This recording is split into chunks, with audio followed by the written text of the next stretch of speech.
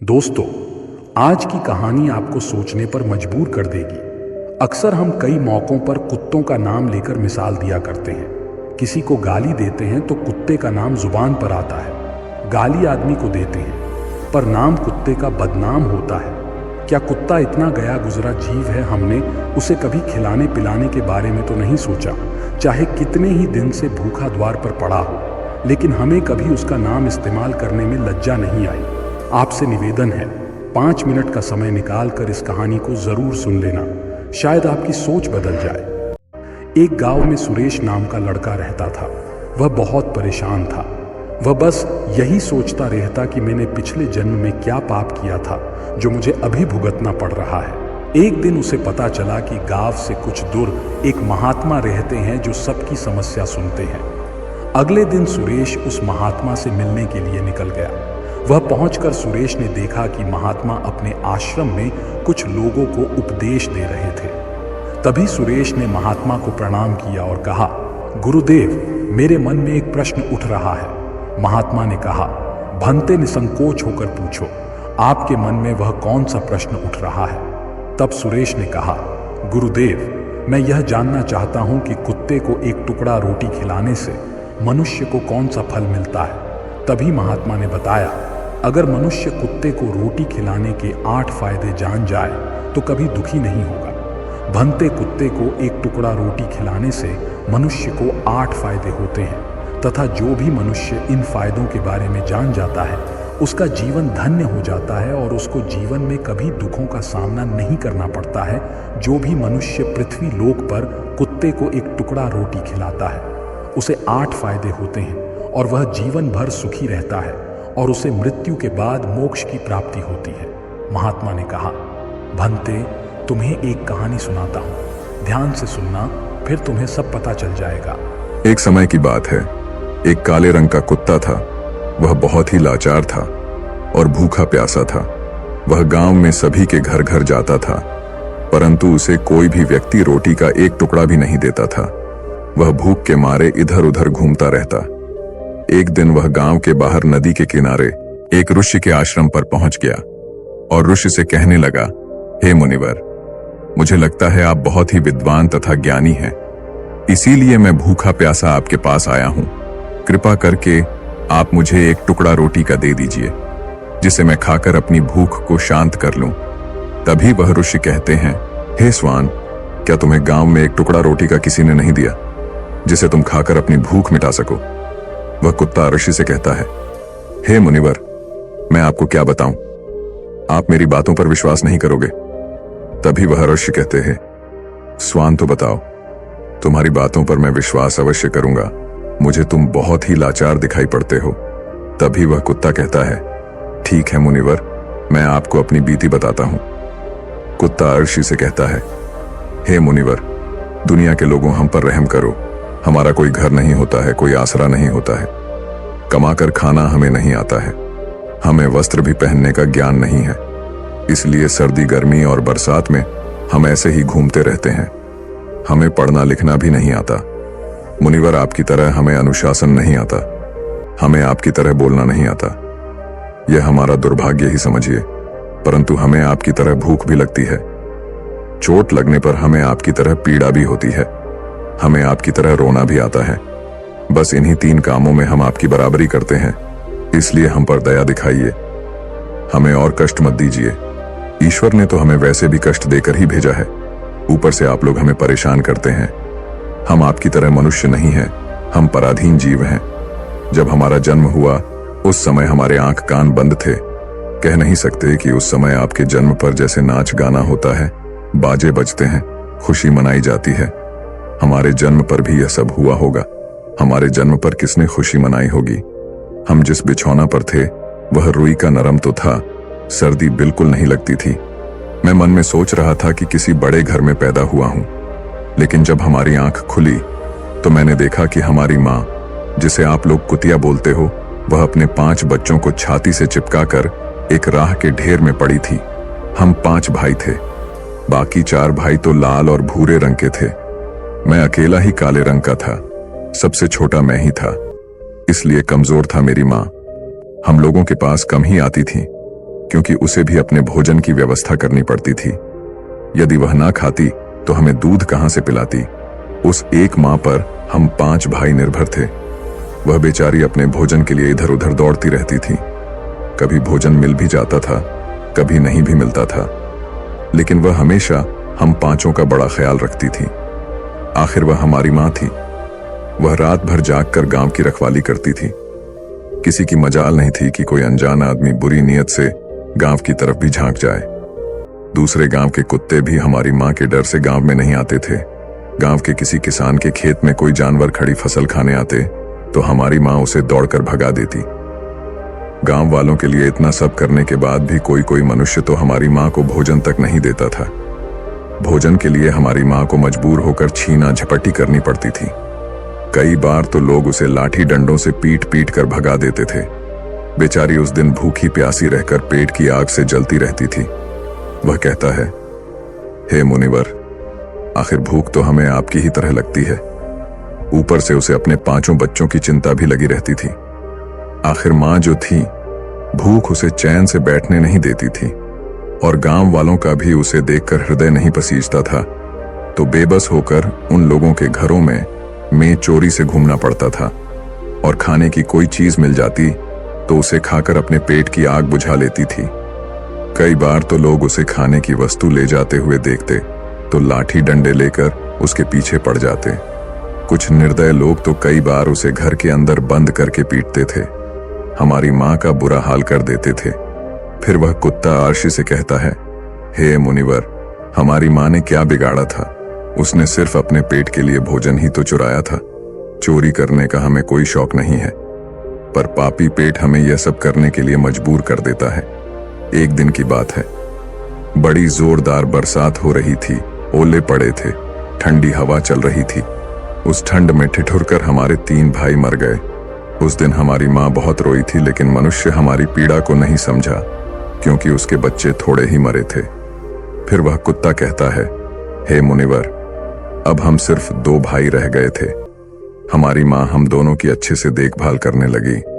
फिर एक दिन उसी गांव में एक सेठ के घर पर दावत चल रही थी और अनेक प्रकार की मिठाइयां बन रही थीं। सेठ जी के घर काफी मेहमान आए हुए थे। हमारी मां कुछ खाने की तलाश में बार बार उधर जाती, लेकिन लोग उसे दुत्कार कर भगा देते थे। किसी को उस पर इतना भी तरस नहीं आया कि एक रोटी उस बेचारी को खाने को फेंक दे। एक रोटी से उनका क्या बिगड़ जाता। मेरी मां बार बार जाती और वहीं खड़ी खड़ी देखती रहती थी। सेठ जी के आंगन में दावत खाने का सिलसिला चालू हुआ। भोजन परोसा जाने लगा। मेरी मां भी वहीं जाकर पूंछ हिलाने लगी। खाना परोसने वाला आदमी जब किसी काम से भीतर गया तो मेरी मां दबे पांव रोटी लेने को चल पड़ी। फिर दूसरे आदमी ने मेरी मां को जाते हुए देख लिया तो चारों ओर से लोग चिल्ला चिल्ला कर उसकी तरफ भागे। मेरी मां उनकी चीख सुनकर घबरा गई। 2-3 आदमी लाठी लेकर उसके पीछे बड़े बेहरमी से दौड़े। मेरी मां वहां से घबराकर भागने लगी, परंतु उसे वहां से निकलने का कोई रास्ता नहीं मिला क्योंकि सामने से लोग लाठी डंडे लेकर आ रहे थे। तभी मेरी मां वहां पर जो लोग भोजन कर रहे थे उनको लांघ कर निकल गई। आगे वह कुत्ता कहता है, हे मुनिवर, मेरी मां अपने निकलने पर इतनी हैरान नहीं थी जितनी कि उन लोगों को देखकर हुई थी जो वहां पर दावत खा रहे थे। वह सब उठकर खड़े हो गए। उन्होंने भोजन करना छोड़ दिया और कहने लगे कि कुतिया के लांघ जाने के कारण भोजन भ्रष्ट हो गया है। सब एक दूसरे से विचार विमर्श कर रहे थे कि अब क्या किया जाए। खाना तो सब खराब हो गया है। फिर सेठ जी फूट फूट कर रोने लगे। कुछ लोग तो यह भी कह रहे थे कि भाई कुतिया के लांघने से भोजन खराब कैसे हो गया? उसने खाने में या पतलों में मुंह थोड़ी डाला है, सिर्फ ऊपर से लांघ कर ही तो गई है। और कहने लगे, शहरों में तो लोग कुत्ते को पालकर घर के अंदर सुलाते भी हैं और खिलाते भी हैं, तो इसमें कोई बुरी बात नहीं है। अगर कुतिया लांघ कर गई है तो भोजन खराब नहीं हुआ है। लेकिन उनमें से कुछ लोग बड़े घरों से ताल्लुक रखते थे। उन्होंने एक भी नहीं चलने दी। कह रहे थे कि भोजन तो भ्रष्ट हो गया है, यह हमारे खाने के लायक नहीं है। आखिरकार उन्हीं की बात मानी गई। अब तो वह सारा भोजन गरीबों में बांट दिया गया। उस दिन तो मेरी मां को खूब पेट भर के खाना मिला था। ऐसा सुख उसने जीवन में कभी नहीं पाया था। लेकिन वह सुख उसके लिए बड़ी मुसीबत बन गया। वह भोजन करके वहां आराम से लेटी ही थी। उतने में वह सेठ डंडा लेकर वहां आ पहुंचा और उसे बुरी तरह से पीटने लगा। उसे वहां से भागने का भी कोई अवसर नहीं मिल पाया। डंडों की चोट से वह बुरी तरह से चिल्लाने लगी। मां का विलाप सुनकर पत्थर भी पिघल जाता है, पर उस निर्दय को उस पर जरा भी रहम नहीं आया। वह उसे कठोरतापूर्वक पीटता रहा। मां का वह सौर पूरे गांव में सुनाई दे रहा था। तब कुछ लोग आए और उसे समझाते हुए बोले, सेठ जी, जाने दो, भूख में तो आदमी की भी बुद्धि भ्रष्ट हो जाती है। यह तो एक पशु है, इसे अच्छे बुरे का क्या ज्ञान। अब इसे मारकर आपको क्या मिलेगा? जो होना था सो हो गया।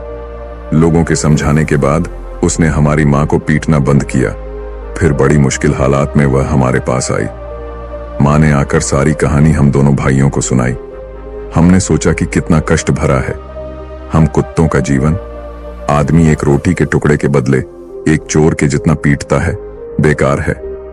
ऐसे लोग जो हम लोगों की पीड़ा को नहीं समझते, वह कुत्ता कहता है, हे मुनिवर। एक दिन की बात है, उसी गांव के बाहर एक ब्राह्मण आकर ठहरा हुआ था। उसने अपने भोजन के लिए एक जगह चूल्हा बनाया और उस पर दाल बनाने के लिए रख दी। उसके बाद आटा गोद कर रख दिया। वह वहीं पास में कुएं पर पानी लेने चला गया। इधर कहीं से मेरी मां भी घूमती हुई वहीं पहुंच गई। उसने आटे को देखा तो सोचने लगी कि शायद इस आटे का कोई मालिक नहीं है। यही सोचकर वह उस आटे को खाने लगी। उधर उस ब्राह्मण ने कुएं के पास से देखा कि उसका आटा एक कुतिया खा रही है, तो वह बड़ा दुखी हुआ। वह बेचारा रोने लगा, क्योंकि वह भी 2 दिनों का भूखा और थका हुआ था। कुछ लोगों ने उसे कहा, अरे ब्राह्मण देवता, इस कुतिया ने तुम्हारा भी आटा बिगाड़ दिया। कल तो इसने सेठ जी की पूरी रसोई बिगाड़ कर रख दी। ब्राह्मण दुखी होता हुआ बोला, भाई मुझे क्या मालूम था, यह दुष्ट कुतिया मेरे आटे को खाने के लिए घात लगाए बैठी है। ब्राह्मण ने ना आव देखा न ताव लाठी लेकर उस कुतिया के ऊपर टूट पड़ा। मां उस आटे को ठीक से खा भी नहीं पाई थी, पर उससे ज्यादा की उस पर लाठी बरस गई। महीनों तक मेरी मां लड़खड़ाते हुई घूमती रही। तब उस दिन समझ में आया कि आदमी कितना खुदगर्ज है। हम उसका कोई भी कार्य करते हैं तो भी वह हमें नहीं समझता। आगे वह कुत्ता कहता, हे मुनिवर, हमारी कमी यह है कि हम उन्हीं मतलबी इंसानों के अधीन रहना चाहते हैं जो हमें कष्ट देता है, जो हमें प्यार से खिलाता है। हम उसके कितने काम आते हैं यह नहीं पता। उनके घर की रखवाली तो करते ही हैं, साथ ही साथ और भी बहुत सारे लाभ हैं जिन्हें मनुष्य नहीं जानता। महात्मा ने कहा, यदि मनुष्य कुत्ते को रोटी खिलाने के फायदे जान जाए तो अपने जीवन में होने वाले नुकसान से बच सकता है। आज मैं आपको बताऊंगा कुत्ते को रोटी खिलाने के 8 फायदे। मनुष्य को पता नहीं है कि जब भी घर में रोटी बनाई जाती है तो सबसे पहली रोटी गौ माता की होती है और पिछली रोटी कुत्ते की होती है। महात्मा ने कहा, ऐसा ही विधान भगवान ने बनाया था, लेकिन भगवान के बनाए उस विधान को भूलकर मनुष्य अगली और पिछली रोटी स्वयं ही खा जाता है। इसका दुष्प्रभाव उसके जीवन पर पड़ता है। कुत्ता वह प्राणी है जिसको रोटी खिलाने से मनुष्य के जीवन में पड़ने वाले ग्रहों के दोष भी दूर हो जाते हैं। महात्मा ने कहा, कुत्ते को रोटी खिलाने का पहला फायदा, कुत्ते को रोटी खिलाने से शनि का नकारात्मक प्रभाव कम हो जाता है। शनि ग्रह जब अपनी कुदृष्टि डालता है तो हर मनुष्य बर्बाद हो जाता है। जिस व्यक्ति पर उनकी महादशा का आरंभ हो जाता है तो बने बनाए काम अपने आप बिगड़ने लगते हैं और वह मनुष्य आर्थिक तंगी का शिकार हो जाता है। उस स्थिति में व्यक्ति यदि कुत्ते को रोटी खिलाता है तो उस पर शनि का दुष्प्रभाव बहुत ही कम हो जाता है। कुत्ते को रोटी खिलाने का दूसरा फायदा, कुत्ते को रोटी खिलाने से भाग्य आपके पक्ष में हो जाता है। आपके घर के अंदर नकारात्मक शक्ति नष्ट हो जाती है। कुत्ते को रोटी खिलाने का तीसरा फायदा, कुत्ते को रोटी खिलाने से माता लक्ष्मी प्रसन्न हो जाती है और आपके घर में धन दौलत की कभी कमी नहीं रहती है। कुत्ते को रोटी खिलाने का चौथा फायदा, कुत्ते को रोटी खिलाने से आपके ऊपर कर्ज नहीं चढ़ता और जो पहले से आप कर्जदार हैं उससे भी मुक्ति मिल जाती है। कुत्ते को रोटी खिलाने का पांचवा फायदा, कुत्ते को सुबह शाम भोजन देने से आपका व्यापार बहुत अच्छे से चलता है। कुत्ते को रोटी खिलाने का छठा फायदा, कुत्ते को रोटी देने से आपकी आयु में वृद्धि होती है और अटका हुआ धन वापस मिल जाता है। कुत्ते को रोटी खिलाने का 7वां फायदा। कुत्ते को रोटी देने से हमेशा आपका स्वास्थ्य अच्छा बना रहता है और मानसिक रूप से आप मजबूत रहते हैं। आपका मन हमेशा ऊर्जावान रहता है, अच्छे विचार आपके मन के अंदर आते हैं। कुत्ते को रोटी खिलाने का 8वां फायदा। कुत्ते को रोटी खिलाने से भगवान प्रसन्न रहते हैं, क्योंकि भगवान को समस्त जीवों की चिंता रहती है और जो समस्त जीवों पर दया दिखाता है, भगवान भी उस मनुष्य से हमेशा प्रसन्न रहते हैं। भगवान की कृपा सदैव उस परिवार पर बनी रहती है। आपने अपने बूढ़े बड़ों से सुना होगा, कहते हैं कि जब कुत्ता रोता है तो अब सुगुन होता है। कोई संकट आता है, किसी की मृत्यु होती है, इसलिए कुत्ते को कभी रुलाना नहीं चाहिए।